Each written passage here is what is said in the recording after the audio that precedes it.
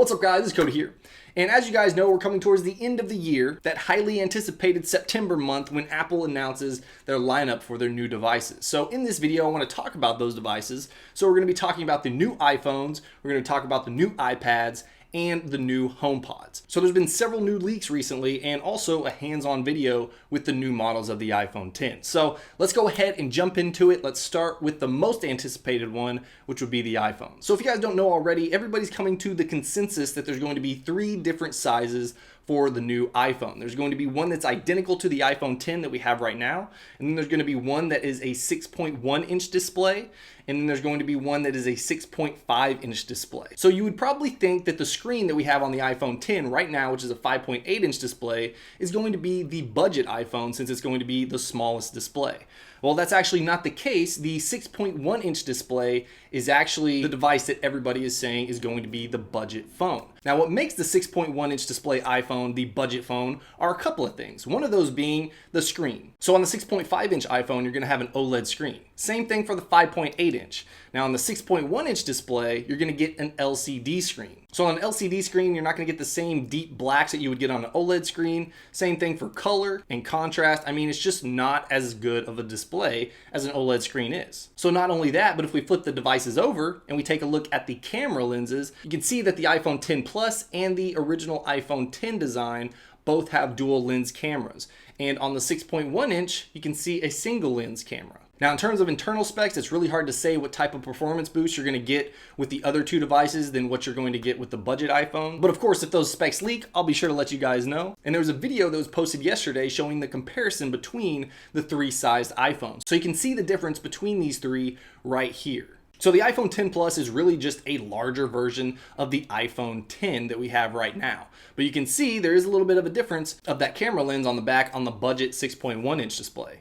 Now, according to these devices and other leaks, we're not going to be seeing a USB-C connection in these new iPhones. But you can still get a USB-C charger and get a USB-C to Lightning cable and use that to fast charge your device. Now, there were talks of thinner bezels on these new iPhones, but according to these devices, we're not going to be seeing that. Now, there's also talks of a 2nd-gen Face ID for these devices, which would be awesome because I don't know about you guys, let me know in the comments, but I am more of a fan of Touch ID than I am Face ID, just because Touch ID always worked. It literally always worked, and Face ID just doesn't. And it ends up with me having to scan my face more than once or having to type in my passcode in particular situations, which is just annoying at this point. I know Face ID is more secure, but at the same time, Touch ID is just so much easier. So maybe not get rid of Face ID, but possibly have Face ID and Touch ID available on the device. But that's just me hoping. That's probably not going to happen. Now, of course, these are just dummy devices, but you can see on the edges that we have black edges. And I think it looks just a whole lot better than having that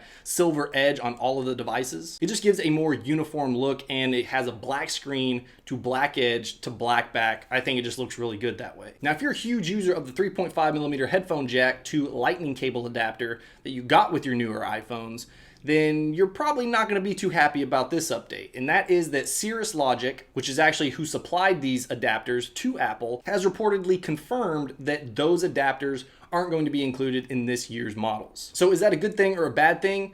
I would say it's a bad thing for a lot of people that have really nice headphones that don't have Lightning connectors on them. But if you bought a previous iPhone, you probably still have your adapter. And for the most part, I use wireless headphones at this point. I have wireless QC35 Bose headphones, and I have the AirPods that I use when I'm like working out or running or anything like that. So them getting rid of the headphone jack pushed me to get wireless headphones. It worked, but good wireless headphones are expensive. And if you already invested a lot of money in, high quality headphones with a headphone jack, that's kind of a bummer. iOS 12 is also hinting that there's possibly a dual SIM card slot on at least one of these devices. Not only that, but something that has bugged the hell out of me for a long time is that they always provided a 5-watt power adapter with your iPhone. Finally, they're going to update that, and we're going to see an 18-watt power adapter coming with our iPhone. So the new iPhones, even the iPhone X, the iPhone, even down to like the iPhone 7, maybe the iPhone 6, they all were able to charge at a faster rate than what the 5-watt power adapter could supply to the iPhone. So finally, they're making the leap and including a more powerful power adapter, which is long overdue. And I'm sure you guys already know about this, but the budget iPhone, the one with the single lens camera, the LCD screen, will actually also come in several different colors. Those colors would be gray, red, white, blue, and orange. How they decided on these colors, I have no idea. I could think of some better colors, I think, but it seems like that budget iPhone is getting that iPhone C treatment. So now let's talk about the iPad. So the first thing, according to Mac Otakara, is they're going to be getting rid of the headphone jack. So the iPhone hasn't had a headphone jack since the iPhone 7, and now they're finally getting rid of that headphone jack from the iPad. So I mean, at this point, if you use exclusively Apple devices, you might as well start investing in wireless headphones because Apple doesn't care about the headphone jack anymore. They're getting rid of it completely. So the iPad Pro is going to be smaller in terms of footprint, but the screen is actually going to be bigger because they plan on slimming down the bezels on the new iPad models. So in addition to getting rid of the headphone jack, they're also getting rid of the home button on the iPad, and they're going to include a true depth camera for Face ID. Mac Otakara is also saying that there's going to be diamond cut edges on the iPad models, which possibly means we're going to get those beveled edges like we would see on the iPhone SE. So that might actually be a cool look. Now, something kind of interesting is the smart connector that's on the iPad right now has been relocated to closer to the charging port. So basically you would have to have your iPad in portrait orientation and then connect your keyboard that way.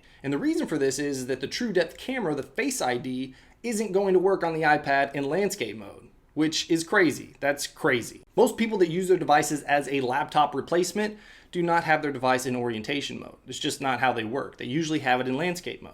So it'll be interesting to see what the majority of people think about this type of setup. Now, another change that we'll see with the iPad that Guillermo Rambo found out through iOS 12 beta is that the iPad models are going to have rounded edges, or more accurately, rounded corners. He set up a modified device in the iOS simulator that iOS 12 on an iPad can handle the rounded corners, and this is what it looks like in split view. So it'll be interesting to see the culmination of the iPad once it's finally released. Now, keep in mind that Mac Otakara has a mixed record of being right about these rumors and being wrong. So while the rumors they come out with have some credibility, I wouldn't take them as definite. And last but not least, let's talk about the HomePod, or the HomePod 2, or the HomePod Mini. Whatever you want to call it, there's a lot of rumors going around of this being a smaller device.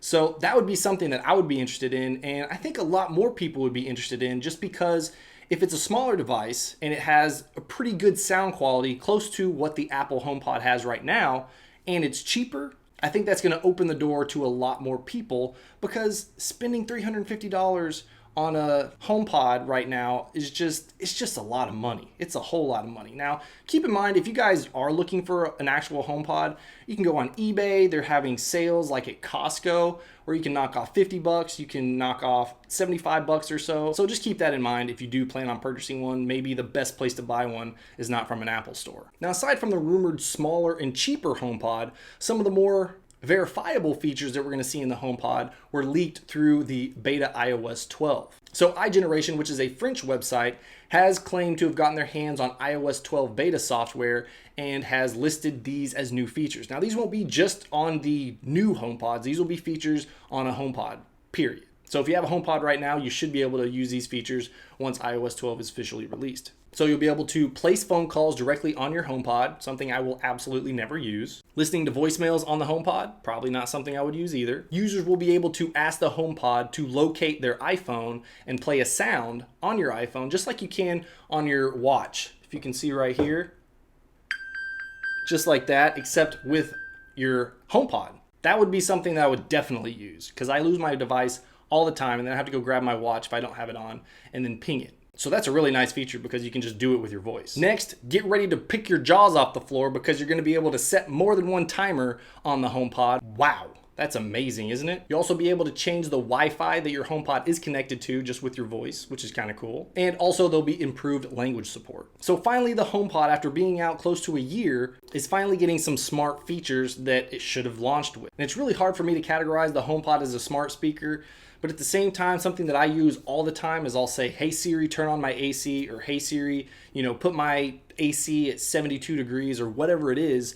And that's seamless and it works really well. So that's a huge feature that I like a lot just because of HomeKit and how that's integrated. But aside from that, I don't use it for anything other than playing music. All right, guys, that's all I got for this video. Hope you guys enjoyed it. And if you did, make sure you hit that like button. It really helps me out. And if you want to stay up to date with everything Apple as well as any other tech videos that I want to cover, I have several videos coming up of reviews that are non-Apple related. Hopefully I'll have them done in the next couple of days, and I'll start pushing those this coming week. But if you want to stay up to date with that, make sure you subscribe and turn on those bell notifications, and I'll see you guys in the next video.